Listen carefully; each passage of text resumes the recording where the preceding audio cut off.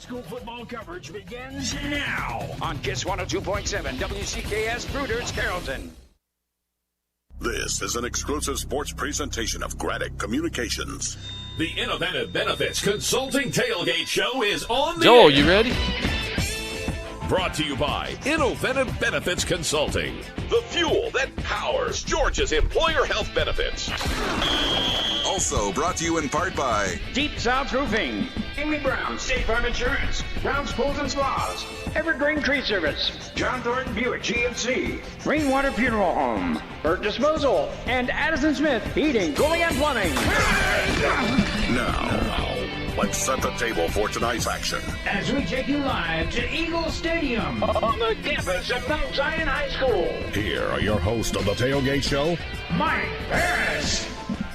Good afternoon, and welcome to Mount Zion High School, where we get it going here for the 8th week of high school football. We originate our tailgate show from here tonight. We've got a big one coming up between the Eagles of Mount Zion and the Bulldogs of Tryon High School. Swole Joel in the house, as he's going to get us going here tonight. Is that too loud? Oh, okay. All right. Just making sure there. Swole Joel in the house, getting us going here. As we're live, of course, on the radio and all the Graddick Network family and stations, as well as Facebook Live and YouTube Live. Jay Webb, other duties more important than football and us this weekend, I can tell you that. So he's busy with his real job. I guess that's the best way to put it. Absolutely, yeah. Good man doing good work in the community. Can't fault him for that. So we won't have Jay Webb tonight or for Red Zone, but Coach David Thrower is here. I got here early just so I could drive around and see where the statue was, and I still have not found your statue out here at Mount Zion High The School. washing machine down the laundry room at the gym, they named the washing machine after me. You spent a lot of time there. Tried to get the dryer, but they said, no, it's too much. We just going to wash machines. So we put a piece of tape. This is the DT Memorial washing machine. So Athletic tape. Athletic tape was a magic marker There there. you go. We did it up right, baby. Well, I tell you, it's blue sky, sunshine, a little bit of a breeze. Last few mornings felt like fall, and I think tonight's going to feel like fall. Absolutely. I think we're expecting a high. It's going to be around 70 at kickoff and probably low 60s time we finish it up. So it's going to be awesome. Be great. Be actually football weather for the first time really all year. 9 games on the schedule tonight when you count the Rambert game across the state line. So we got a busy night. Got everybody going, and we still got one cross-coverage game too. So, yeah, there's 10 teams. Everybody's involved. So a busy night coming up here. Sorry about that. High school football. We'll get to all those games last week. A different week. Well, weather, all kinds of issues with that one last week. Yeah, we had a kind of uneven schedule. You know, we had 2 games that didn't get completed. We had one game that got delayed for 2.5 hours basically, and then we had a couple games that kind of scathed through. So it was a little bit of a different type of Friday night last Friday. So we head into to week 8. Anything to this point that jumps out at you as we'll be 2/3 of the way through the season when the dust settles tonight? Well, I'd say from last week, the Bremen just dominance over Temple. I think Bremen's really made a statement that, hey, you know, we're still a contender in this region, and had a couple bumps early in the year, but they've kind of got themselves righted, and still have had some adversity, but they have come through and played good football the last couple of weeks, and they got a huge game tonight. And then I just think overall, my biggest take is we've got good football teams in this area. Every community should be proud of their school because we got good coaching staffs, we got good players, we got good support from the administrations and from the community of these programs and these teams. And I just think it's a great place to be on Friday night, whether you're a Trojan, whether you're a Lion, whether you're a Wildcat, whether you're an Eagle, a Red Devil, a Brave. Every team out there, the Tigers, the Rebels, every single team out there has got people out there that care in their community and put a lot of time, a lot of effort, a lot of energy, a lot of investment into it. Weren't you the one that said after a week or two that everybody's going to be in the playoffs and we're still we got to week 8 and everybody still got in that hunt, aren't you? We got Villarica's pulled even. They're 3-3, so we don't have anybody with a losing record now. So everybody's still in contention. So, yeah, I think we got a shot. So we're going to come back. We'll break down all the contests coming up tonight. We got 9 games to look at here in the next little bit as we break them down for this week 8 of the high school football season. This is the Inoventive Benefits Consulting Tailgate Show under the Deep South Roofing broadcast tent. Our show also brought to you by Addison Smith Mechanical Contractor, Amy Brown State Farm Insurance, Brown's Pools and Spas, John Thornton Cadillac Buick GMC, Pert Disposal Services, Rainwater Funeral Home, and Evergreen Tree Service. We're going to come back. We'll get to breaking down games tonight's Week 8 of the high school football season. Stay with us. We have more coming back here in a moment with Graddick Sports. What if you could turn your healthcare expense into a competitive advantage? At Inoventive Benefits Consulting, we engineer benefit strategies that cut costs by 30 to 40% without cutting the quality your employees deserve. Put control back in your hands. Stop overpaying. Start outperforming. Let's make your healthcare plan work for you, not against you. Call 678-821-3508 today. Inoventive Benefits Consulting. Smarter benefits. Stronger bottom line.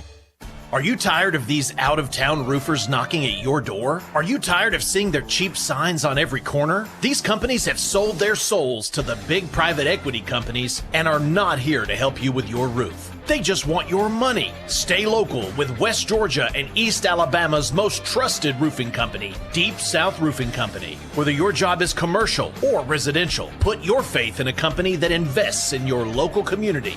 For more, visit deepsouthroofingcompany.com. Look at you, having it together. You've got a car. I love driving my car. You have a house. Going in my house.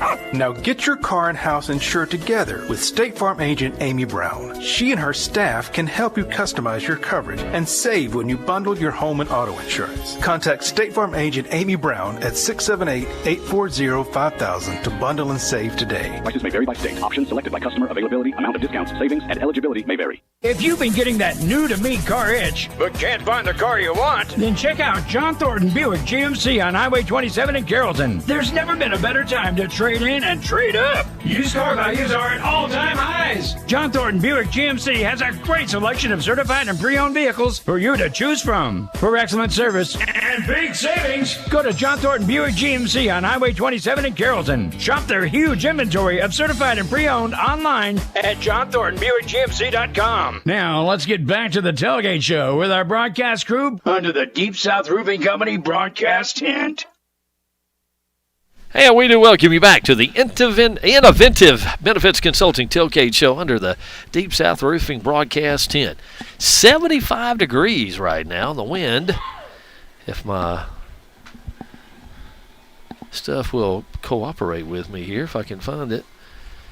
It's blowing, I think, right around 10 miles an hour. So if it blows like this, could be a factor, I guess, at least. Could, yeah, it's possible. It won't be a huge factor. But, you know, I think the last 4 Fridays, the Friday was the hottest day of the week. Yep. So we have broken that trend, I think. So, and that's good to do. So it's awesome to have some football weather for the first time, and hopefully we'll stay that way for all through October and into November.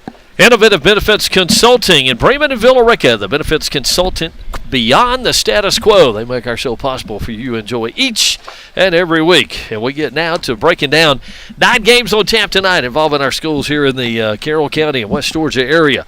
And we get to the Carrollton City Schools regional breakdown. At Carrollton City Schools, we expect excellence in every person, in every program, in every performance. We go for gold at Carrollton City Schools. Going to start across the state line, Ranburne, Alabama tonight. Bulldogs are back at home. They've lost 3 in a row. They were out of region last week, and their game only went until halftime as they played the Tigers of Randolph County. Tonight, they're at home against the Generals of Horseshoe Bend High School. Horseshoe Bend's had a tough time. They're 0-5 and 0-2 in the region. Ranburne 1-2 in the region and 2-4 overall. This will be, since it became Horseshoe Bend High School, this will be the 18th meeting. Ranburne's 1-11 and Horseshoe Bend is 1-6. Horseshoe Bend, for folks who may be familiar with Alabama, used to be New Site High School was what it was, and then they combined some schools there is what they did. Okay. So last year it was Horseshoe Bend 42-27 over the Bulldogs in that one. Last 8 meetings been pretty even. Ranburne's 1-5 and Horseshoe Bend's 1-3. Bulldogs still trying to put it all together, I think. Maybe tonight's the night they can put it together. Yeah, I hope so. Ranburne's a young team. They had a big senior class graduate last year, but they have played some good football. Now, there's a couple games they weren't in, but they've done a good job there, and they're going to continue to get better because if you can show that kind of progress with a young team when you're playing with a lot of sophomores and juniors and even sometimes freshmen and over in Alabama, sometimes you play with 8th graders. 7th graders, too. Well, yeah, I mean, so if you got one that can manage, so they'll have a lot of kids coming back, so the future's going to be good over there. But, tonight should be a good night for them, a chance to pick up another win. And if they can do that and just keep stacking some wins for the rest of the year, you got to feel pretty good about yourself. So Ranburne at home with Horseshoe Bend in their matchup tonight. Now let's get a little bit closer to home here. We'll head to Bremen, where the Blue Devils are 4-2. They've won 2 in a row. They are 2-0 in region play, 6A, Region 6, Class A Division 1. Pepperell has won both of their region contests. They've been impressive. They are 3-3 for the year, 2-0 in region play. Both these teams with the 2 wins ahead of Heard County, who just started last week with a victory. So big one tonight at Bremen. Blue Devils, a lot of offense the last couple of weeks, and they're still without Justin Faulkner, and I'm not sure if he's going to be available tonight for them. Huge for Bremen, and I think they're playing with some confidence now. And but Pepperell is going to bring a good football team in there. They have played a tough non-region schedule. Their record wasn't pretty. I think they were 1-3 going into the region. But the most important thing, the only record that counts now is they're 2-0 in the region. And they had lost a couple close games, kind of like Villarica. Got off to a slow start, but they lost close games to good teams. So you knew when they, when it kind of broke through for them, when they were able to kind of figure it out, they were going to be okay. And they have definitely figured it out the last couple of weeks. And I think they're definitely a contender. I think the winner of this game tonight will kind of separate themselves from the pack and kind of more or less present themselves as, hey, who's going to be the biggest threat to Heard County? Because I think Heard is still the team to beat, and I think they're going to be the team to beat until somebody beats them. But I think the winner of tonight's game is going to make a statement like, hey, we're the guys that's going to get, we're the guys that got a chance to knock them off. So this should be a great game tonight. Should be a big crowd over in Bremen, and I know they're looking forward to it. I'm a little surprised. They've only played 8 times in the history of the series. 1951 was the first meeting. Then they didn't play again until 1974. That's where the tie comes in the series. 0-0 tie when they played in 1974. Wow. Then they played in 75. Then they didn't play again until the 82-83 season, and they hadn't played this century until 2020. They played in 20 and then 21 and then again last year. So Pepperell's won 4, Bremen's won 3, and there's been that one tie. Bremen won the game last year by a score of 45-35 was the final. Yeah, Pepperell's trying to traditionally been the best of the Floyd County schools. If you go back and look in history, I'm talking Armurchie, Coosa, Model, and Pepperell. Pepperell's got more tradition. I think Coosa's got some older tradition. Model had some runs in there. Armurchie had a run in the 90s, but Pepperell has been one of the most consistent programs in the state or in the Northwest Georgia area, and they always put a good team on the field. Very physical style of play. They're going to be well coached. They're going to have kids that know how to line up. They're going to be they're going to be sound in everything they do.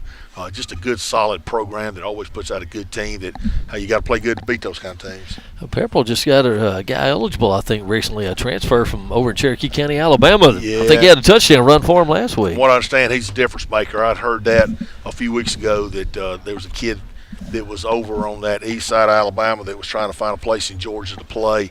Had a little situation at his former school. I'm not sure all the details, or I'm not privy to all that information. But from what I understand, he's a heck of a running back. And you take a team that's already pretty good, and they're looking for a boost, and they get a guy like that that transfers in the middle of the season. So you got to feel pretty good about yourself if you're the coach. So I don't know if he's carrying a 4-leaf clover in his pocket, or maybe he just started going to church twice on Sunday instead of once.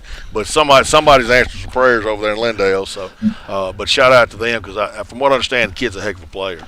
I saw them last year against Haralson County. They got the quarterback that transferred from Rome, I think, after the season started last year. That they got. Yeah, and there's always some movement. Right. Once the season starts, so kids will go into a place, and Rome being a city school, and they've got a ton of players there. So you can be a really good player at Rome and not be able to get on the field, and I'm sure this is probably the case with the kid that ended up at Pepperell last year. Probably a really good quarterback that just couldn't quite, bust the lineup at Rome, but that don't mean he can't play for a lot of people. Bremen controlled both sides of the line of scrimmage against Temple last week. A.J. Edmondson was in the backfield, it seemed like, all night in the matchup against Temple, and shut down the wing tee. And then they went to their heavy package, I'll call it, were successful with it.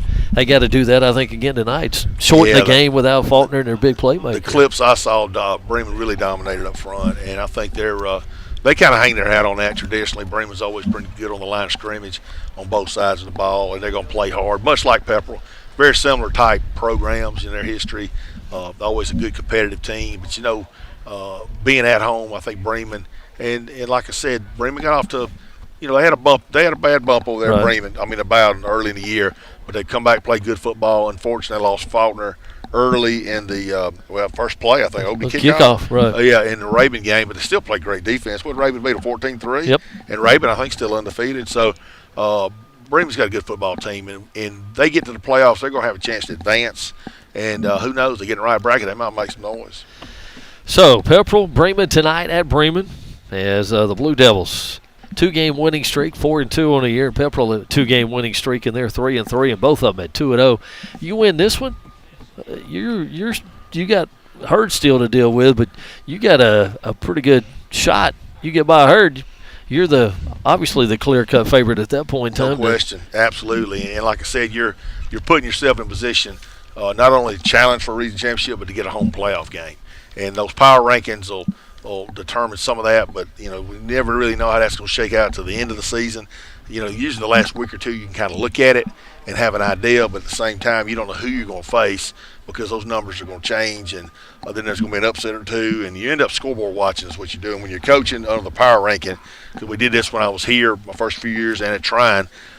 You really, by the last month of the season, you're doing a lot of scoreboard watching. You're all of a sudden paying attention to games in other parts of the state that you normally wouldn't watch or pay attention to until, hey, maybe I was playing that team in the playoffs in the third round. You know what I mean? Georgia High School Football Daily had a little they did, was it yesterday? I think they had, yesterday or Wednesday, they had an early projection, I guess would be the best way to put it. And I don't claim to understand it. I know it's a little more it's different than what it was a few years ago. We had the power ranking from 2012, I think, to 2018 or 19. I think it was 19. We had it from 12 to 19.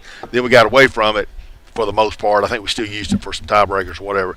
But then the power ranking kind of came back last year. So they feel like they got a better formula for it. Maybe they do. Those people get paid a lot of money. They know more than I do. But I do know it's not the easiest thing to follow. I don't think it's always all bad. I think there's some merit to it. But at the same time, I'm kind of a traditionalist. I like the old style, top 2 teams go or top 4 teams go or however it breaks down. And if the stories we hear are true, and were they supposed to meet today or is it next week they're going to meet? I think it's next week, maybe Sunday and Monday maybe, I think. I think they meet on Sunday. But the whole full committee gets to vote on it now. The reclass committee has made their recommendation. So there's like 10 or 12 of those people in that reclass committee. And then that committee will make their recommendation to the full committees, which will be one representative from each region across the state. And then there'll be some various other people that's kind of on there as I don't know what you call at-large type members. So there's probably 85 people in that room, so they'll do a vote on that, and it'll be interesting to see how it shakes out. But normally when it gets to that point and they make that recommendation in front of that larger group, normally they're going to vote it in. So. Well, if the rumors are true, going to 7 classifications, Class A through 7A, and then the power rankings would be used in each of the classifications. Yeah, and it's really the classification's not going to change because we got 2 in single A now. Right. So really we're going to 6, but we got 2, so it's really still 7. Right. And now we're just going to drop the Division 1, Division 2, which I never thought made a lot of sense. But I think they did that just to appease some people. So they can still call themselves Class A. So it'll be interesting how it all shakes out. But Sunday or Monday it'll be official. They meet. They have a 2-day meeting period. And they have some other agenda they meet on too. So when they do over that itinerary and they vote on that, you'll see it or hear about it probably on social media or nobody reads the newspaper anymore, I guess. But you might find it online or only us old folks. Maybe they'll be talking about it on the television sports. I don't know. But, somewhere around Macon, they'll be covering it, I'm sure, because they still do a lot of TV coverage down there, high school stuff. But they'll be, it'll be interesting. But like I said, yeah, it's supposed to be power rankings all the way across the board. So everybody's going to get a dose of it now, not just single A like it was for a long time, or just now it's been single A Division 1, double A, and triple A. Now everybody gets a dose of it. So I think once the whole state gets a sample of it, then they'll know whether they're going to go stick with this format down the road, or is this something they're going to scrap and start over and try to find a new method? I don't know. All right, one last game in this segment here. So we continue with the Carrollton City Schools regional breakdown. Tonight, Barron Stadium in Rome. The Wolves, a rocky start.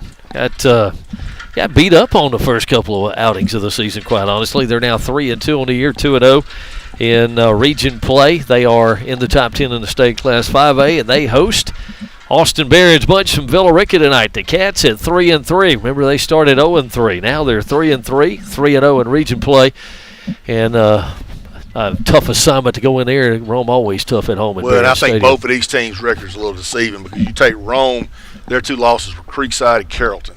And if I'm not mistaken, they led in both of those games. And they had a substantial lead against Creekside. Right. And then Carrollton, they were up, and they kind of back and forth with Carrollton, and Carrollton kind of beat them late.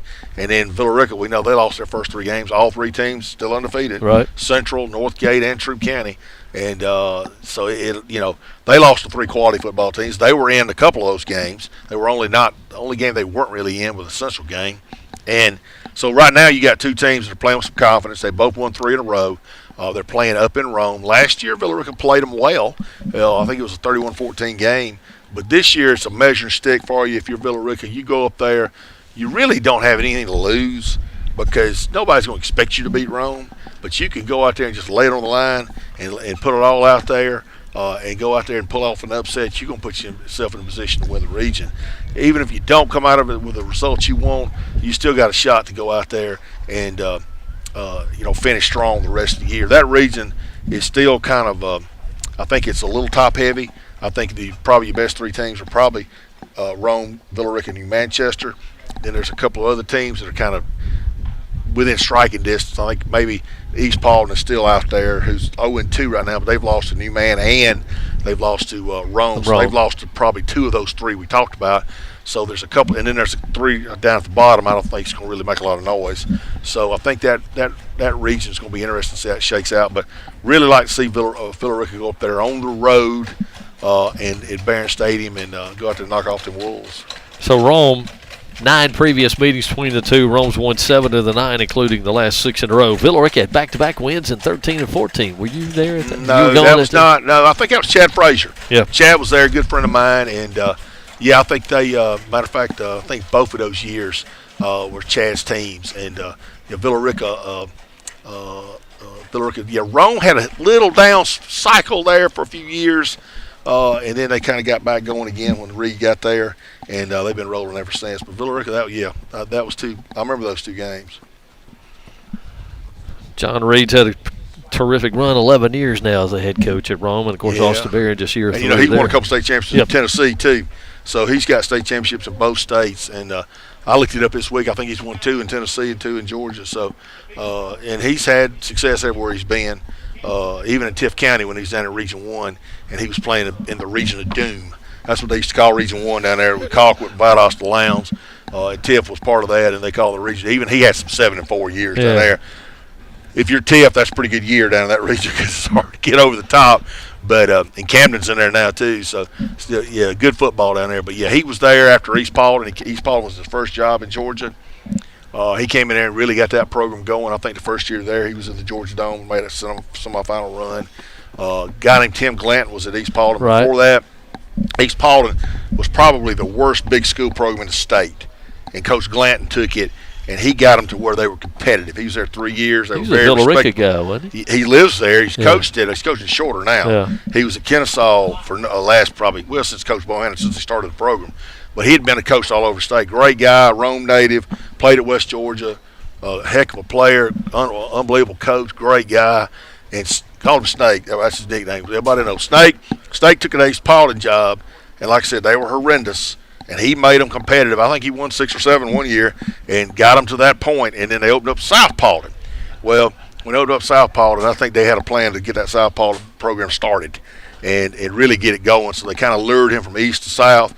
Matter of fact, the field at South is named after him because he took that South program, and after a couple of years of kind of building it with the JV and then playing a non-region, South had some very competitive teams too. And just a great guy, real credit to the game. Love Snake. And so if anybody out there knows Snake, tell him DT's bragging on him because he's one of the best guys in the business. Who is the all-time winningest coach in Villa Rica high school football history? Number of wins? Yes. Frank. Frank Vohar. Yeah, it'd be Frank. Frank was there 8 years. 63 and 32 in his time at Villa Yeah, Rica. nobody else has lasted more than 5 years, probably. I mean, really, seriously. When my head coach took that job in 2006, Coach Cleveland, he was the 17th head coach in 38 years. We stayed 5 years. Since we left in 2011, they've had 7. Yeah. So that's been 7 in the last 15. So if you do the math, it's 38 5s, 43, 15s, 58. So it's been, 17, 18, 23 coaches in 58 years. So you don't accumulate a lot of big numbers of wins from individual coaches when you change coaches every 2.5 years. I think when Austin Barron took over, he was the 3rd head coach in 4 years at that time. Sounds about right, because his dad had it for 2 years, Yeah. and then the year prior to that would have been David Nard was an interim for a year because Kristen Honeycutt had it, and then I think he had some health issues in that might have been the COVID year. In 2020? 2020, that was the COVID year. He had some health issues. David was a long-time Villa Rica guy. He's over at Carrollton now. He took over as the interim. He coached them that year, and they were competitive that year. And then Tim Barron took over the next 2 years, and Austin's had it since then. So, Villa Rica, Rome tonight. Barron Stadium. Historic, as they like to refer to it. Historic Barron Stadium up there. Ought to be a good matchup. Plenty of athletes both sides of the field in that one tonight. Between the Cats and the Wolves. So, that's our first segment as we break down our contest here on the Carrollton City Schools Regional Breakdown. Carrollton City Schools, character, courage, and community. That's what they're all about. If you want to find out more, schedule a tour, Carrollton City Schools. We're going to look at some of the other games coming up tonight. It's warmed up a little bit here, I think, in the last a little the sun popped breaking out. It's nice. We got Wade So- Traylor over here stalking the grounds. He's checking for something to do. So I thought he's about to crank the golf cart and take off again. Shout out to Wade. He gives me the scores on Mount Zion when I'm not at the game. He always shoots me some scores. Oh, he's got a tent now. He's going to work. He's going to set up over here, too. He's going to do some work. AD's job's never done. He's earning the big bucks. That's why they pay him the big dollars. We will continue with the Innovative Benefits Consulting Tailgate Show under the Deep South Roofing broadcast tent. We're live from out at Mount Zion, where tonight they host Stride. We'll talk about that game and some of the others as we roll on. We're back with more in just a moment from Graddick Sports. Employee benefits shouldn't crush your bottom line. That's why it helps to have a local partner who really knows our community and your business. At Inoventive Benefits Consulting, we help local companies save on their healthcare spend. Marcy Heath, your neighbor and local benefits consultant, will make sure your employee benefits work for you, not against you. Call 678-821-3508. Rethink employee healthcare with Inoventive Benefits Consulting. Local solutions, proven savings. The days are getting shorter and the temperature's dropping. But that doesn't mean your fun in the water has to end. Brown's Pools and Spas is the premier dealer of Bullfrog Spas in the metro Atlanta area. It's also a great time to start designing your new backyard living space centered around a new pool. Brown's Pools can also remodel your old pool and give it new life for years to come. Stop by one of Brown's Pools locations in Carrollton, Douglasville, Noonan, or Dallas today. Brown's Pools and Spas, your trusted pool and spa provider since 1974. At Rainwater Funeral Home, we create honoring and healing experiences. Our staff members guide your family in creating a meaningful ceremony to honor the life and memory of a loved one, whether it be simple or elaborate, traditional or unique. No matter how it's tailored, we understand a ceremony is an important step in recovering from loss. Rainwater Funeral Home is a family business, so we understand the importance of giving each and every family we serve the level of attention they deserve. Rainwater Funeral Home on North Carroll Street in Bowden and online at rainwaterfuneralhome.com. Leaky faucets, Broken pipes. Is there anything more stressful than problems with your plumbing? When your plumbing drains you, call the best, Addison Smith. The licensed professionals at Addison Smith Heating, Cooling, and Plumbing are available 24 hours a day to service your toilet, water heater, sump pump, faucet, clogged drains, and any other issues you might have. Don't flush money down the drain. Call locally owned and operated Addison Smith, 770-832-9006. Online at addisonsmith.net. Addison Smith, giving you more since 1954. Let's get back to the Innovative Benefits Consulting Tailgate Show. Welcome back to the Innovative Benefits Consulting Tailgate Show under the Deep South Roofing broadcast tent. I'm Mike Parrish along with the dignitary out here tonight. Boy, everybody just... No dignitaries over here. When throwers around, they just stop and talk. You know, it's all... They just migrate. He just attracts them. They can't believe I'm still alive. Well, this guy, he's still talking trash. We can't even figure him out. Week 8 of the high school football season. All right, we've gone through some of the games already. Boy, some good games, and I know most of them it's early in the region races, but they're important games. Everybody's in the region play now, so I think we're pretty much done with all the non-region games.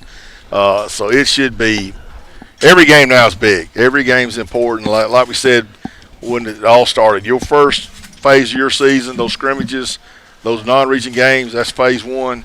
You get the region play, that's phase 2. And then hopefully you get the postseason play, you get into the playoff picture, that's phase 3. So you're in that second phase right now, and it's probably the most important phase because this is one that sets you up for what's going to happen to you in November, December. Inoventive Benefits Consulting tailgate show under the Deep South Roofing broadcast tent. Don't be taken advantage of by out-of-town roofers. Trust the only hometown roofing company at Deep South Roofing. From inspection to repairs, replacements, and insurance claims, they've been serving our community in the West Georgia and East Alabama area for a number of years. They're dedicated, dependable, and Deep South Roofing is a proud sponsor of high school sports. We thank them for being a part of this. All right, let's look at some of the other games as we roll on here into week 8 of the season. We draw closer to kickoff with tonight's contest. Carrollton City Schools Regional Breakdown. We are the standard for achievement, innovation, service, and success at Carrollton City Schools. If you want to see why, schedule a tour and check them out. So, tough one for Haralson County. Played very well last week against Heard County. Ended up losing 20-3. Had a couple of touchdowns called back in that contest. But I think from a physical standpoint is what most people would say is much better than it was last year matching up with them. Especially from the defensive standpoint. You held Heard down. I mean, it was a chance to actually had a shot in that game. You know what I mean? Now, you couldn't lose any opportunities, which they did with a couple penalties. But at the same time, and it's kind of like we said in the red zone last Friday night, for Haralson County, you haven't reached where you want to go, but you're certainly not where you were. So they've come a long way this year, and they're sitting at 4-2. They got a very winnable game tonight on the road, and I feel like they got a shot to make some noise, and I fully expect them to be a playoff team. And I don't think they're through winning football games. I think they got more wins left in the tank. Folks in Tallapoosa and Buckhannon and everywhere happy with the Rebels. They're 4-2 right now, 1-1 in region play. The Buncombe community, they're pretty proud too. Oh, I know one guy. Buncombe is the pride of Buncombe. He's the mayor of Buncombe. So I was with him at a middle school game last night. Right. So I referred to him as the mayor of Buncombe, and somebody else said, no, said he is the godfather of Buncombe. So I told Coach Randy Patterson that was his new name now. He is the godfather of Buncombe. They're going to have a sign. That's the guy's going to have a statue. They're going to have a sign with his name on it. Welcome, entering the city of Buncombe, home of Randy Patterson. That's what they need. I mean, he is historical to the core. No question. So, in fact, we were going through some stuff he had just gotten a hold of in the last few days. Somebody had given to him. Paul Dunn, former coach there, had passed away recently, and his family brought them some, I guess, memorabilia, some scrapbooks that he had and whatnot. From the time. And it's like I think I said earlier one other broadcast, he's the guy that is retired, but he hadn't left. No. He's still part of that program. He's still part of that school. He's as much a part of that program as he's ever been. And he is just so invested in it. You just got to respect that. And like I said, and I think this was the comment I made, every school needs a guy like that, but very few have one. Yeah. They just don't have one like that because there ain't many people like that in the world that just care from every program, from the middle school down from the youth league on up. He can probably tell you who won the T-ball championship 2019 in Tallapoosa's rec league. You know what I mean? And what was the record of the 10 and under? Jay Webb 6 and under, the 6 and under T-ball co-ed team. Softball, wasn't it? That he won? I think it was. Might have been on the pitch machine. I'm not sure, but he knows it all about that community and just so invested. And you just got to. And I've never heard anybody say a bad word about him. As a person, as a human being, everybody in this business is going to make a few enemies, but I don't know where his are. He may have a couple, but he's just a guy that I think everybody respects. So Haralson County 4-2 going in, 1-1 in region play. Models had a tough time. They are 1-4. Their loss in region play was to Bremen 2 weeks ago. They've had a week off and 2 weeks to get ready. They probably will throw a surprise or two at Haralson County. I would think so. There's a chance they're going to change their defense up, or they may throw in some wrinkles on offense or change some personnel. So if you're 1-4 and you're at that midpoint of the season, you haven't had a lot of luck. And Honeycutt's a good football coach. Yeah. I think when he took that model program, we scrimmaged them the first scrimmage that year, first year, and we had scrimmaged them the year before with the previous coach, and they were so much more. Just in the summer, he had them, and that spring and summer, they were more physical. They played harder. You could just tell the kids were. And, I think we ended up winning that scrimmage, but they ended up having a pretty good year. I think they made the playoffs. And, matter of fact, that might have been the year they matched up with Bremen. Bremen had a good team. They played Bremen tough. I think Bremen beat them a couple touchdowns, but, they were in the game. And that's kind of his model, his model high school, but that's kind of the mode that the model for their team has just always been physical, hard-nosed, downhill running attack, and like some of those, much like Pepperell, much like Bremen, and they just obviously they don't have the same quality of athletes this year at Model. Maybe they're younger. I'm not sure if what they graduated last year. I know they were a little down last year. So sometimes programs, especially smaller schools like that, they go through cycles. Sometimes you're gonna have linemen. Sometimes you don't have. Sometimes you're gonna have skill. Sometimes you're gonna have both.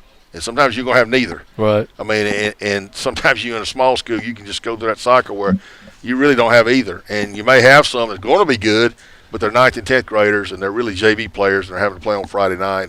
You have to kind of learn trial by fire then, and it can be tough. You go through some hard years that way. Jeff Honeycutt is who Coach Shorter's been talking about, his 7th year at Model. Randy Crutchfield, how about this? I guess it was at Hiram. Honeycutt was his position coach his first year of high school football. How about that? At Hiram. Yeah, I did not realize Randy that. Crutchfield. So a little bit of a homecoming there, so to speak, in that matchup tonight.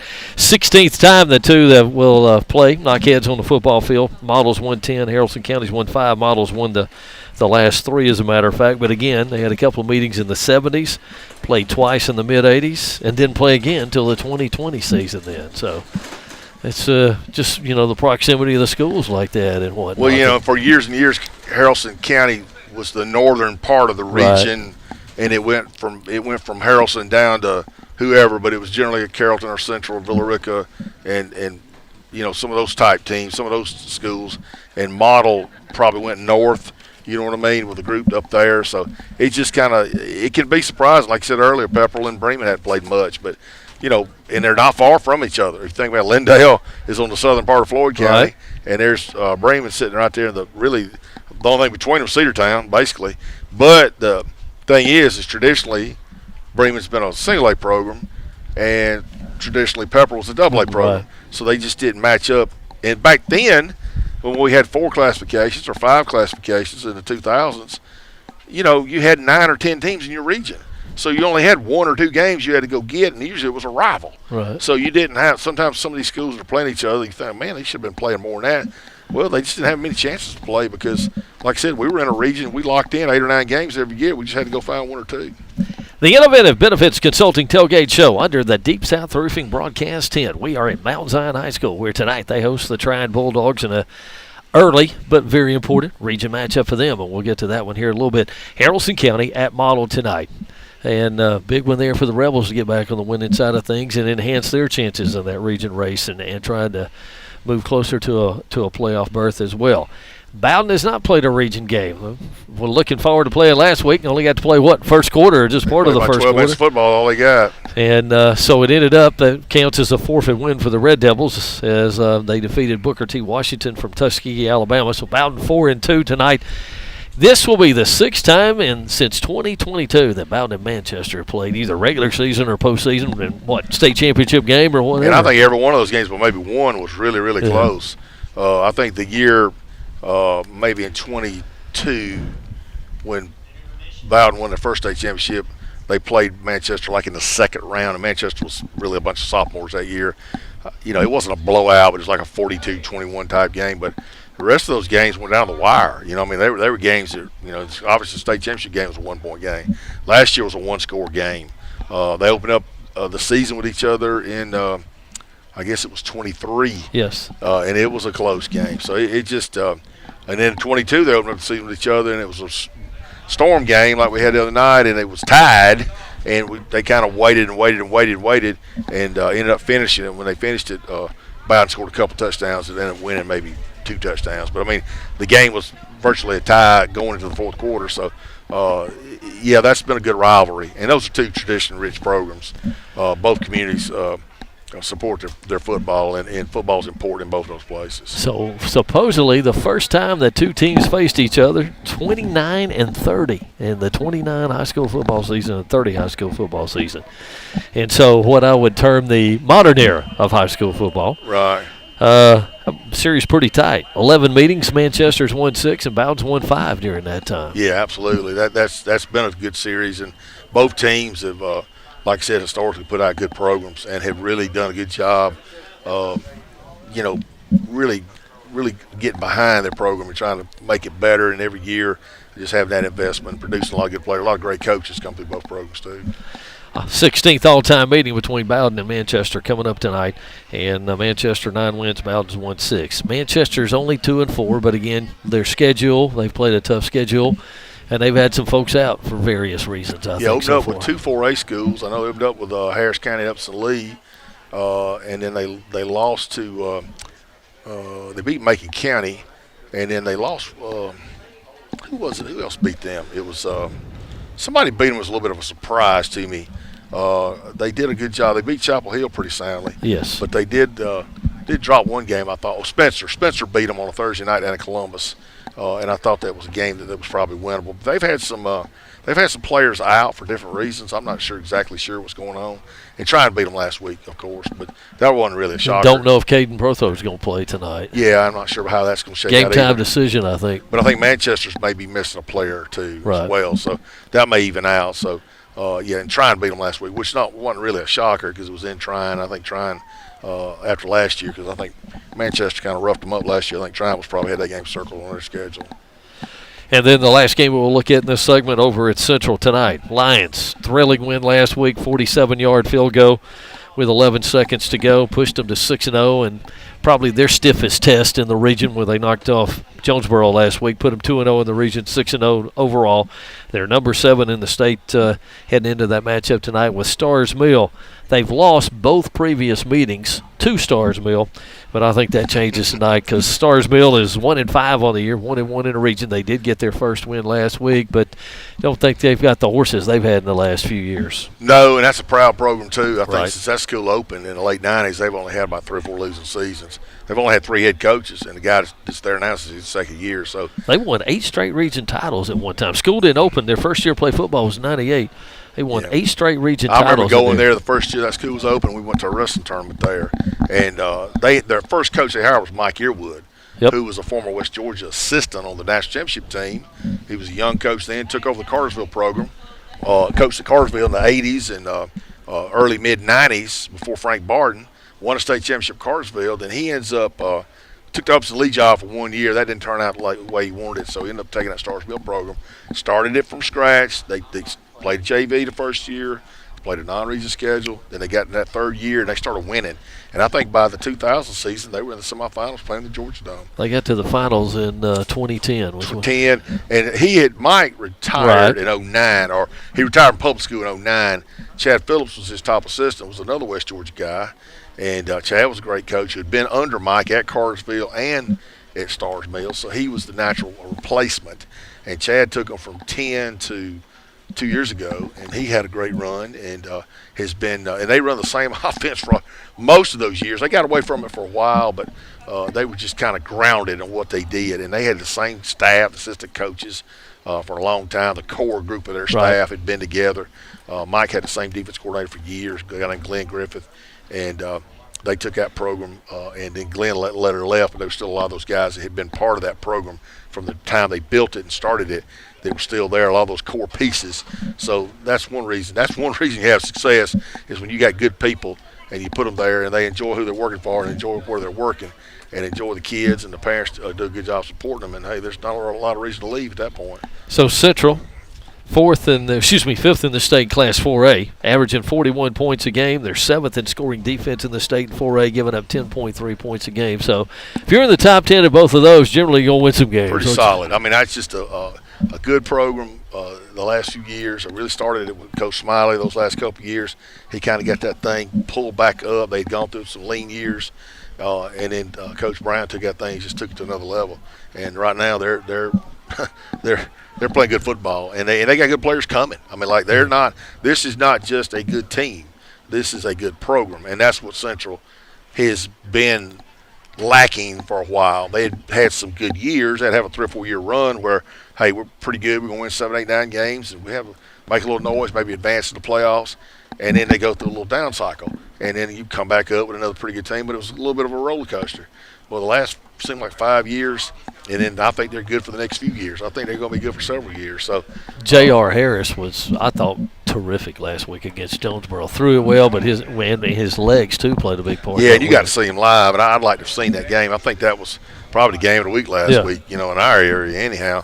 And that was a big moment. I mean, because like you said, we talked about the Central earlier in the year, beating Roxford on the road, coming from behind, kind of off the deck. Knocked like an old heavyweight prize fight. You got knocked into the ropes, but you come back out swinging, and that's what they did. And then they kind of, as Coach Brown said, we drew on that experience at Oxford and last week in Jonesboro because they really dominated the first half against Jonesboro. And we knew Jonesboro had a good football team, had a bunch of D1 kids, and played good ball. Now, lost a couple of games, one out-of-state team beat them. But they're a solid team. They're probably going to finish second in that region, probably going to end up 7-3. And but they come out in the third quarter. Jonesboro took it to Central. But what happened in the fourth quarter? Central kind of found themselves and kind of come back and ended up winning that football game. So that was the kind of game you can't see anybody lose. I listened to every snap on the radio. I listened to your whole show, that whole broadcast that night, and I just thought it was a good game. Good high school football. Yeah, game. I mean, that just sounded like it was just a heck of a ball game. Two good teams, two well-coached teams, and two teams got a chance to do something in the playoffs. Central hosting Stars Mill tonight over at Lion Valley. Third time that those two have hooked up against each other. Last year was a region contest. They played in the playoffs, I think, the first time. They did, and I think that was the last-second Hail Mary. Maybe it would have been the last play of the game. I'm not sure. That's what it was. It was late fourth quarter, I think, and they threw one up. And Stars, and then Stars lost a close game the next week in the semis. And the team that beat them in the semis, Perry, went on to win the state championship. So you got to feel like Stars was right there, and you got to feel like Central was almost there, Exactly. Like if you just could have got past that one game, you never know. And I think Central's got that kind of group this year. They could get in the playoffs and make some noise. Now, there's a lot of good football teams in 4A. We've talked about it every week because there's good teams all over the state, private school, public school, South Georgia, North Georgia, Middle Georgia. There's good programs. But I think I'm not saying the teams in 4A are better than 5A and 6A, but I think there's more teams, exactly. I think there's more teams that are capable of winning a state championship probably in that division just because I think there's 8 or 9 really championship caliber programs. So let's look at the middle 3 games of tonight's schedule. We still got Hurt County Temple, Carrollton Westlake, and then the one here, Mount Zion hosting Tryon. We will continue. We come back, break down those games. Our next segment of the Inoventive Benefits Consulting Tailgate Show under the Deep South Roofing broadcast tent. We are back to more. Check out those final 3 games. Stay with us. We got more to come here. Our Tailgate Show from Braddock Sports. What if you could turn your healthcare expense into a competitive advantage? At Inoventive Benefits Consulting, we engineer benefit strategies that cut costs by 30 to 40% without cutting the quality your employees deserve. Put control back in your hands. Stop overpaying. Start outperforming. Let's make your healthcare plan work for you, not against you. Call 678-821-3508 today. Inoventive Benefits Consulting. Smarter benefits. Stronger bottom line.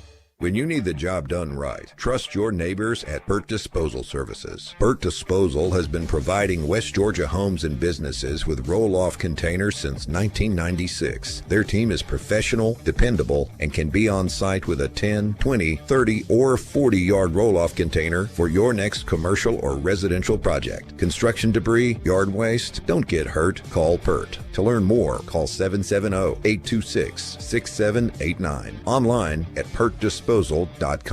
When you need tree service, make the call to Evergreen Tree Services, your local trusted service provider. Evergreen Tree and Right-of-Way Services deliver over 25 years of experience, integrity, expertise, and peace of mind. We have the equipment to get the job done right. When you need someone to handle those troublesome tree projects, give Evergreen Tree Service a call at 770-214-7339. Evergreen Tree Services, individual care, dependable service, and industry professionals. Are you tired of these out-of-town roofers knocking at your door? Are you tired of seeing their cheap signs on every corner? These companies have sold their souls to the big private equity companies and are not here to help you with your roof. They just want your money. Stay local with West Georgia and East Alabama's most trusted roofing company, Deep South Roofing Company. Whether your job is commercial or residential, put your faith in a company that invests in your local community. For more, visit DeepSouthRoofingCompany.com. Now, let's get back to the Tailgate Show with our broadcast crew under the Deep South Roofing Company broadcast tent. We continue with the Inoventive Benefits Consulting Tailgate Show under the Deep South Roofing broadcast tent. Along with Coach David Thrower, I'm Mike Paris. Thanks for joining us here on the Graddick family of stations, or if you're watching us Facebook Live or YouTube stream. Joel Brock is here. Swole Joel taking care of us. Jay Webb not with us tonight. Don't forget, coming up after we get through with this, we go into Coaches Clinic. We'll hear from all of these coaches involved in these games tonight. Our local coaches will visit with each one of them about tonight's contest, and then, of course, the game broadcast. Carrollton Westlake on KISS 102.7, Haralson County at Model, that's on King Country at 93.7, 101.9, B92 Country. We got Bowden and Manchester there tonight. And our Facebook live stream and also YouTube streaming game this week is Hurd County at Temple, and that is on Great Classics 98.9. So those are the games you can hear, and then we'll wrap it all up later on tonight, somewhere around 10 o'clock, with a Southwire Red Zone show. We'll recap all of these games, and we'll check scores and dive in probably some region stuff before the night is done as well. Okay, we continue now. Carrollton City Schools regional breakdown. The final three games to look at for tonight's schedule here in the local area. At Carrollton City Schools, we expect excellence in every person, in every program, in every performance. We go for gold at Carrollton City Schools. All right, we'll start this segment at the Rogers Stadium. Temple was 4-0, flying high, highest scoring team in the state last 2 weeks. Injuries and just hadn't been 2 good weeks for the Tigers, so Temple now 2 losses in region play. This is important for them tonight. 0-2 in the region, 4-2 overall, and guess who? They get the number 5 team in the state, the preseason favorite. Hurd County comes in 5-0 and with a region victory last week over Haralson County. Yeah, and if you're at Temple right now, you get a little soul searching. Yeah. You got players and everybody else, you got to look yourself in the mirror and say, hey, what are we about now? Because, the Pepperell game got away from them. It was a close game for a while, and he's kind of got away from them late. Last week didn't really show up. And that's tough. That's disheartening because coaches have put a lot of work into it. And kids, they put a lot of work into it. And then when you go out there and you play a rival, you play a big region game, and you just don't go out there with the energy. You don't have the juice. You don't come out there and really just perform. There's one thing to get beat, but you got to go out there and you got to play 100%. I mean, you got to go to give yourself a chance, even if the other guy's a little better than you are. You got to go out there and you really got to dig deep and try to find out what you got. So I think for Temple, this is an opportunity for them to show, hey, we're a better football team than we've shown the last 2 weeks that we put on tape, and because they're still, they got some talent, they got some players, they got good coaches. I mean, there's nothing wrong with what they're doing. They just got to do a better job of doing it. It's not what you do, it's how you do it.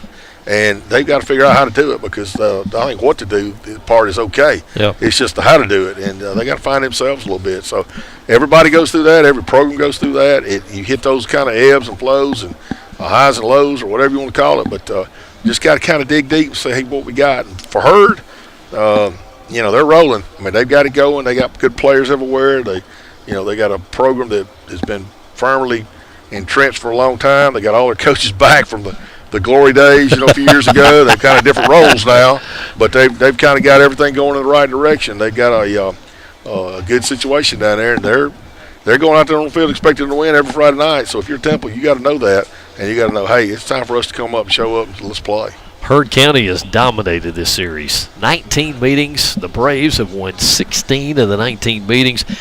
This is Shane Lassiter's 5th year at Hurd County. He's 4-0 in the meetings with Temple, and Corey Nix, who's 4th year at Temple with the Tigers. He looks for his first win as the Temple head coach in a matchup with Hurd County in that one tonight. So Hurd County physical, very physical, and Temple, quite honestly, was not with Bremen last week, so they've got to be much more physical tonight. I agree, and that's the thing. That's kind of the beauty of our programs in this area.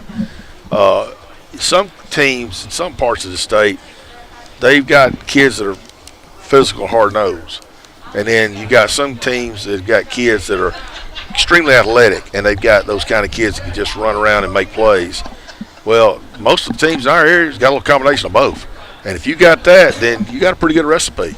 And I feel like that's what Herd's got going right now. They got some skilled players, they got some playmakers, but they're heart of their team, the soul of their team. The guys put the hand on the ground, and like I said, Shane Laster said, we're not as big as we normally are. But I learned a long time ago coaching high school football, bigger ain't always better. Yeah.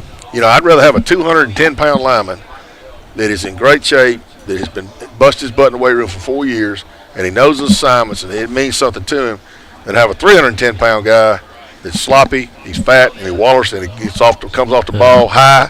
And in the fourth quarter, who's going to help me win that game? That guy that's still coming off of that pad level right here, and he's still got juice in the tank, and the big boys over there trying to find a place to sit down. So, now obviously you'd like to have a 300-pound guy that can play, that can do the same thing the 200-pound guy can do. It's amazing how good a coach you are. Now you become a really good coach, you know what I mean? You start counting them guys you got as coached and played here, there, and yonder. But you don't always get that in high school football. High school football, you play with the guys you got. So it ain't always about who's bigger. It's about who's getting it done. It's like we said earlier about Temple. It ain't what you do, it's how you do it. And they've done it at a high level for a long time. And this feels like the best team they've had in the last, probably since they won it in 2018. Yeah. Probably the best team they've had. Herd number 6 in the state, Class A Division I, averaging 39 points a game. They're 4th in scoring defense at 10.6 points per game. We'll get to Carrollton here in a minute and their game, but we got, 5 of the local schools that are top 10 in the state in scoring defense in their classification. Carrollton is number 10 in 6A. Central is 7th in 4A. Haralson County is number 3, Class A Division I, 9.5 points a game. Herd right behind them at 10.6 at number 4. And this bunch out here, Mount Zion tonight, 2nd in the state, giving up an average of 7.7 points per game. Carrollton 6-0, Central 6-0, Haralson County 4-2, Herd County 5-0, Mount Zion 6-1. I think there's a pretty good correlation there. If you play good defense, you got a chance to win. Well, absolutely. It's just like we said a while ago. We got an area where we got athletes, and we got an area where we got hard-nosed kids.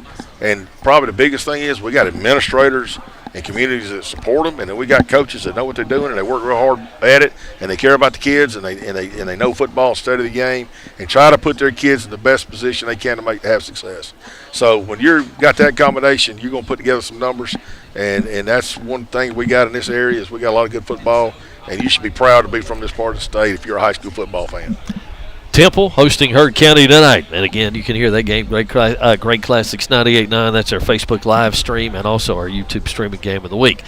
Carrollton, an open date last week. Joey King, I know for one, was ready for it. He was ready for a break. They'd play 6 straight weeks, plus going back to, I'll call it fall camp, preseason workouts, your scrimmages in there. I think, 7 or 8 weeks they've been at it, so they were ready for a break. Trojans 6-0, number 3 in the state, Class 6A. They go over to Clayton County, take on Westlake tonight. The Lions are 3-3. This is the opening night of region play in that region. Carrollton 6-0 all time against Westlake in the history of that series. They are 3rd in the state in Class 6A. Carrollton averaging over 44 points a game. They're 10th in scoring defense at 12.8. And for the last 3 years, Juju was what we heard about. You look now, Ryan Mosley, one of the top threats in the state receiving yardage. He's a Georgia commit going to play for the Dogs. He's averaging over 100 yards per game receiving yardage. And then Peyton Zachary all of a sudden has jumped up. He's averaging right around, I think, 75, 80 yards a night. And then the youngster at quarterback, Cypher, he is in the top 10, I think, in the state in 6A in passing yardage. Right. So it's not just one guy. I mean, they got different. And Cam Wood, the running back, has been. Boy, he's got a quarterback coming off the bench. It's a 3-star guy that's making plays for you in the run game and the pass game. He was it the Rome game? Yeah. He kind of. Parker 2 weeks ago. Parker, he kind of rallied them up. So they've got a lot of weapons. And I know Coach King probably enjoyed last Friday night because, if you're a Trojan, you don't get many Friday nights off because they generally play pretty late in the year. The leaves turn in November, but they generally still playing with the frost hitting the ground. So, a lot of times they play ball in December over there in Trojan land. So he probably welcomed that night off, but I guarantee you he's got some players, and they have, obviously bought into the message they're selling and the recipe they got going over there.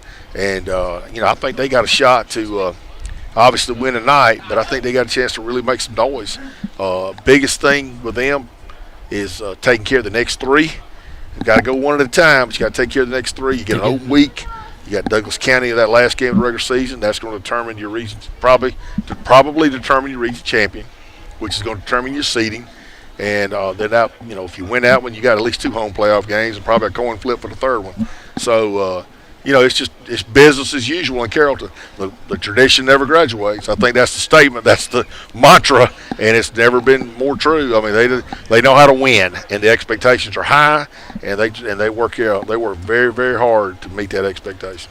Westlake opened in the late 80s, and they've had a lot of success over there since they opened up. 9 region championships in that time, 7 straight appearances in the playoffs from 2014 to 2020. A couple of semifinal appearances. They hadn't been able to get that next step to get to a championship game, but they've had talent to come through there. I think maybe not quite as much talent this year, and probably young with that talent that they've got too. And I think that's probably the difference in that one tonight against Carrollton. What 2 schools formed Westlake when Westlake was open? Do you remember? College Park? Think about it. No, that was Tri-Cities. Okay. Tri-Cities and was it Hateville and somebody else made Tri-Cities. Okay. Hateville. It wasn't East Point. Maybe it was East Point. East Point, College Park, Tri-Cities. It's all right there together. That's Hateville. That's all. That's Tri-Cities.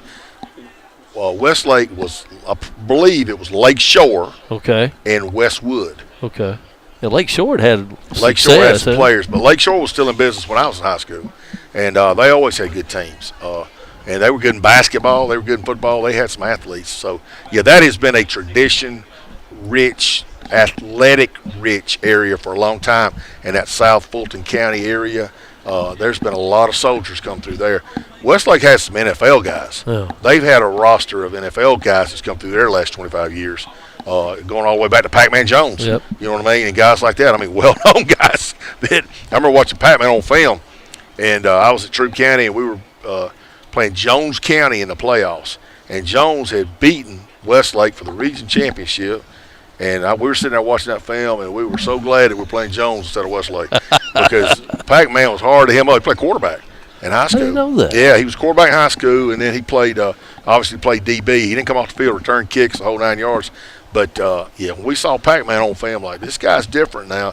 But Jones had one of those games they come from behind and beat them and this kind of stuff. And we went over to Jones County and waxed there behind. We beat them 35-0. I promise you we wouldn't have held Pac-Man scoreless. We had a great defense, but, I mean, Pac-Man was one of the best guys I saw. Eric Berry come through Creekside. Right. That whole area's had guys. You know what I mean? Like, they have been, NFL Hall of Fame type, all pros and Pro Bowl guys. And I think Clemson's all-time leading tackler was Keith Adams played there years ago. And they had Womack. Chance Womack was a big-time offensive lineman. You go through Westlake's history, they have had some dudes. I'm leaving a bunch of guys off. I don't know off the top of my head, but they have had some. Cam Newton.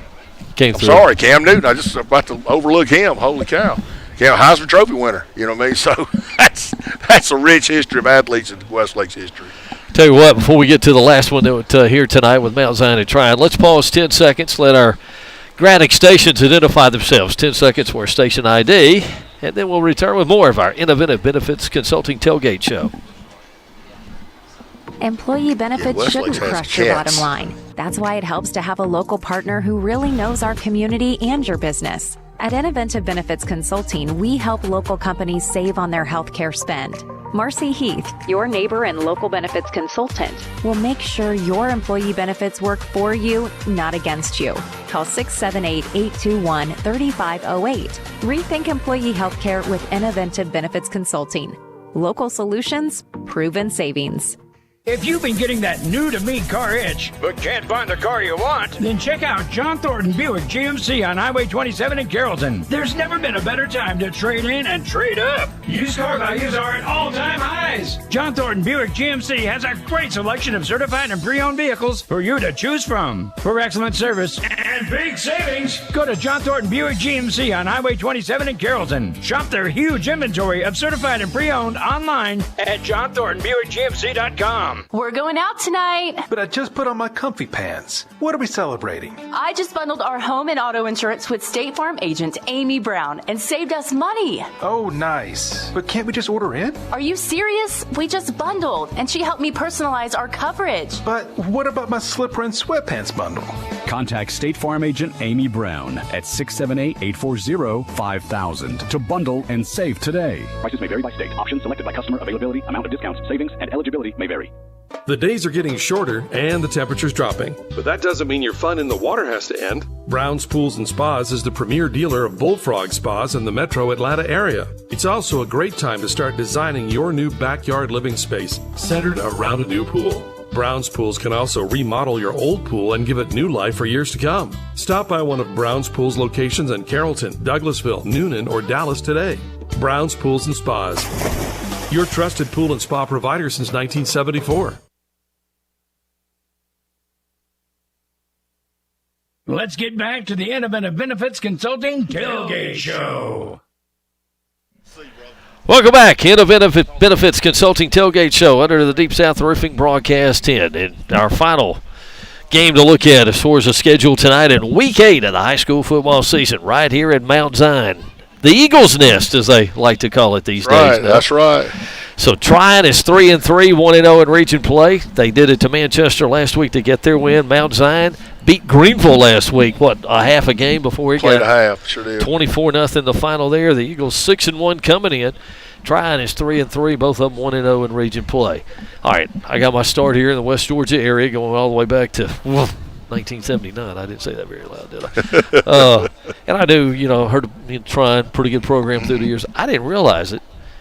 They are 29th, so top 30 all-time in wins. Top 30 all-time wins in high school football history in the state of Georgia. They won over 500 games. Yes. Let's see, maybe the year I got there, the year before I got there. So that was 11 or 12.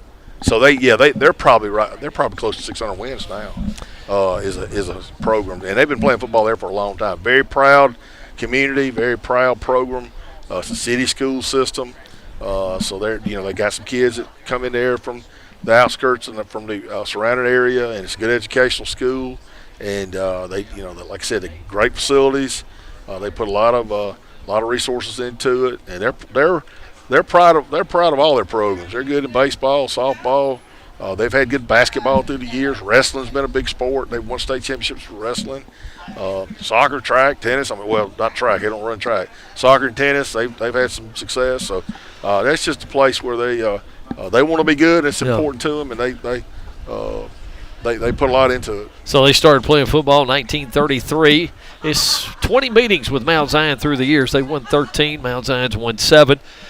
Trion's won the last 2 in a row and 4 of the last 6. Roughed up the Eagles a little bit last year. Sean Patrick, their head coach, done a nice job there. Year 6 for him taking over. He has. He came in there, I think, during the COVID year. And his first year was kind of rough, but after that, he's had some good. You had a good run of players. Had a couple 10-win seasons. I think he won a region championship. I think last year was a quarterfinal run. Maybe they've had some couple years they made it to the second round. Just a very solid program.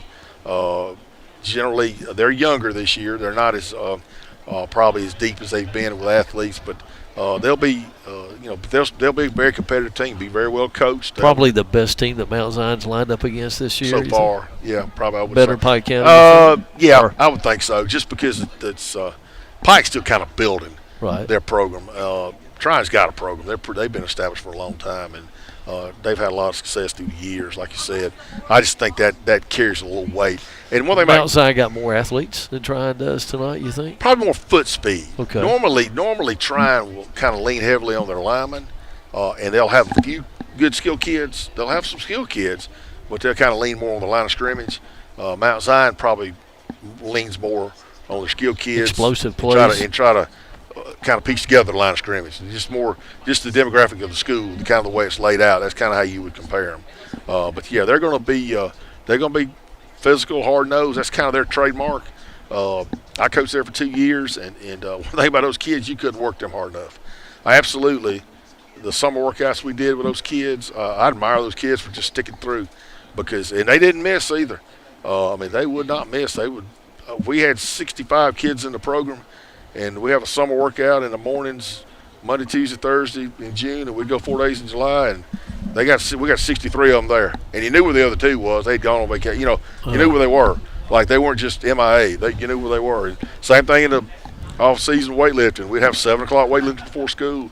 You'd have a baseball game in Atlanta, and kids get back at midnight, and 7 a.m. they're in there cranking out the weights. So just a real dedicated group of kids and parents that kind of support that. So you coach both places. You and Brad Gordon are good buddies. What's the difference in this one tonight, do you think? I would say I think Mount Zion needs to get off to a good start. I think the key to Mount Zion is how well they play early. If they get off to a good start, if they go out and make some plays early, maybe a big kick return or they score the first series, kind of get their confidence up a little bit. Because you got to remember now, Mount Zion has struggled for a couple of years prior to this year. So they're still kind of learning how to win. Right. We had a good program going there for a number of years. Hit a little bit of a down cycle like we talked about with kids. Sometimes it just kind of goes that way. Didn't have a lot of seniors. I think last year we might have had 4. The year before that maybe had 8 or 9, and the year before that not many. So you need those kids that's been in your program for 4 years, and just haven't had a lot of those. They're starting to build it back up, and but I think the whole key is probably turnovers and finishing drives, and then for trying, they're wanting to not give up the big play because Mount Zion's got big play people. You assume Bowden, the favorite, the winner of this one tonight, has probably got a real shot, the big step toward finishing second in the region. A shot. Now, Tryon's got the big win over Manchester, which kind of gives them a little more – that kind of really puts them in a good position. Elevates them. Yeah. Mount Zion still got to go through Manchester and not have to go down there to play them last game of the regular season. So I would say as far as that goes, it's a bigger game for Tryon because they got a shot to really kind of almost solidify a top 2 spot, whereas Mount Zion is still going to be kind of up in the air. So it's Mount Zion and Tryon for the 21st time coming up here just a bit right behind us at the Eagles Nest. We got to put a wrap on this. Coming up, Coaches Clinic. And a visit with all of our head coaches here from the local area. You'll hear them talking about their games coming up tonight, either home, on the road, wherever they may be. And one more time, schedule for tonight, Rambert hosting Horseshoe Bend, Bremen entertaining Pepperell, Villarica on the road at Rome, Haralson County visits Model, Bowden travels down to Manchester, Central at home at Lion Valley with Stars Mill, Heard County Temple hooking up at Temple, Carrollton on the road to Westlake, and then Mount Zion entertaining Tryon. Our Inoventive let's try that again, take 2. The Inoventive Benefits Consulting Tailgate Show under the Deep South Roofing broadcast tent. That'll do it for our show today. Thanks for being with us. I hope you've enjoyed it. For Coach Thrower and for Swole Joel, I'm Mike Paris. Thanks for your time. Coaches Clinic is next. Don't forget to broadcast the games and then come back join us later on tonight, somewhere around 10 o'clock with the Southwire Red Zone Show. We recap all the action for tonight's game. Stand by. Coaches Clinic coming next from Graddock Sports. The Friday Night Lights